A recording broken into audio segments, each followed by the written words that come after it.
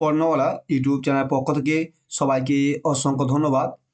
দেখো একটা ওবিসি মামলা সম্পর্কে একটা খবর এসেছে যে আর এই ভুল হবে না। ওবিসি মামলায় হাইকোর্টে ক্ষমা চাইলেন রাজ্যের মুখ্য সচিব। মানে যা ওবিসি মামলা যেটা সমস্যা যে ২০১০ সালের আগে থেকে যারা ওবিসি পদ থেকে যারা ওবিসি হয়েছে তাদের সার্টিফিকেট চলে যাবে সেই হিসাবে একটা যে ঝামেলা ছিল এটা সেটা চলছে। ২০১০ সালের পর থেকে ওবিসি শংসাপত্র প্রকাশদের যে তালিকা তৈরি করা হয়েছে তা ১৯৯৩ সালে ব্যাকওয়ার্ড ক্লাস আইনের পরিপন্থী। যেটা যে এটা ২০১০ সালের পর যে বলছে যে ওবিসির সার্টিফিকেটের প্রাপ্যদের তালিকা রয়েছে। যারা ২০১০ সালের পর থেকে যে ওবিসি তাদের একটা তালিকা তৈরি হয়েছিল। কিন্তু সেই তালিকা তৈরি করেছে সেটা ১৯৯৩ সালের ব্যাকওয়ার্ড ক্লাস আইনের পরিপন্থী। খবরটা কি হয়েছে? ওবিসি সার্টিফিকেট মামলা বুধবার কলকাতা হাইকোর্টে ভার্চুয়ালি হাজির হন রাজ্যের মুখ্য সচিব মনোজ পন্ত। আদালতের নির্দেশে কেন অমান্য করা হচ্ছে সেই প্রশ্ন তুলে মুখ্য সচিবকে তলব করেছিল হাইকোর্ট।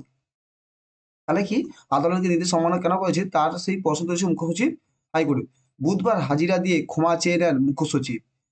বিচারপতি তপব্রত চক্রবর্তী ও রাজশেখর মান্থার ডিভিশন বেঞ্চ জানিয়ে দেয় হাইকোর্টের নির্দেশে অগ্রা করে সরকার যেসব বিভাগ নিয়োগ করেছেন সেই বিভাগের অফিসারদের বিরুদ্ধে কঠোর পদক্ষেপ নিতে হবে। কি পদক্ষেপ কি পদক্ষেপ নেওয়া হবে হলো নেওয়া হলো ২রা এপ্রিল মধ্যে মুখ্য সচিবকে হলফনামা জমা দিতে হবে। মানে বলছি ২০০০ যে উম আ ডিভিশন বেঞ্চের রায়কে হাইকোর্টের রায় নির্দেশকে অগ্রাহ্য করে যেসব বিভাগে বিজ্ঞপ্তি করা হয়েছে, সেই বিভাগের অফিসারের বিরুদ্ধে কঠোর পদক্ষেপ নেওয়া হবে।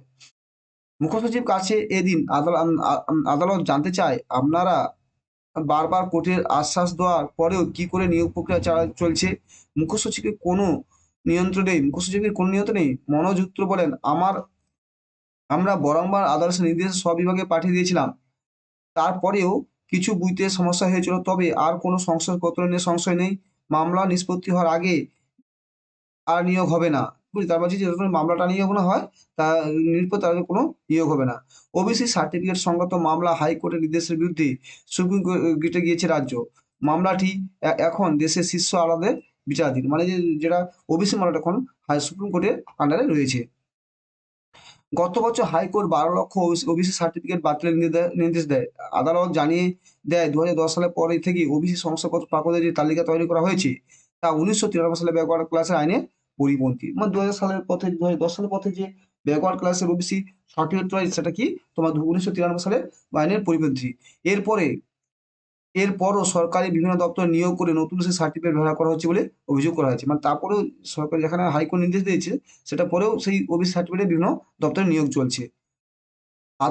আদালত এদিন মুখ্য সচিবের কাছে জানতে চায়, আপনি রাজ্যের মাথায় বসে থাকার পরেও আপনার অধস্তনরা আপনার কথা শুনছে না। এটা আপনার কাছে যন্ত্রণার। যদি কেউ আপনার নির্দেশ না মানে তাহলে তার বিরুদ্ধে কোনো ব্যবস্থা নেবেন না। আদালতের কাছে ক্ষমা চেয়ে মনে করেন আর এই ভুল হবে না। আমরা পদক্ষেপ করব। মানে যে এরপর যে নিয়োগ হয়ে যাচ্ছে সেখানে তারা সেটার বিরুদ্ধে মনোযোগে ওরা করেছে, তলব করেছে হাইকোর্ট। এটা এড়িয়ে ছিল। এই যে তোমরা বুঝতে পারছো যতক্ষণ না ওবিসি মামলা না মিটে ততদিন কিন্তু নিয়োগ হওয়ার সম্ভাবনা খুবই কমই। কেন যতক্ষণ না ওবিসি টা যে ১২ লক্ষ যে ওবিসি সার্টিফিকেট বাতিল হয়েছে সেটার মামলা নিষ্পত্তি হবে তারপরে বিভিন্ন প্রকার নিয়োগ শুরু হবে। Thank you. এই চ্যানেলটি ভালো লাগে সাবস্ক্রাইব করো, লাইক করো, বন্ধুদের শেয়ার করো।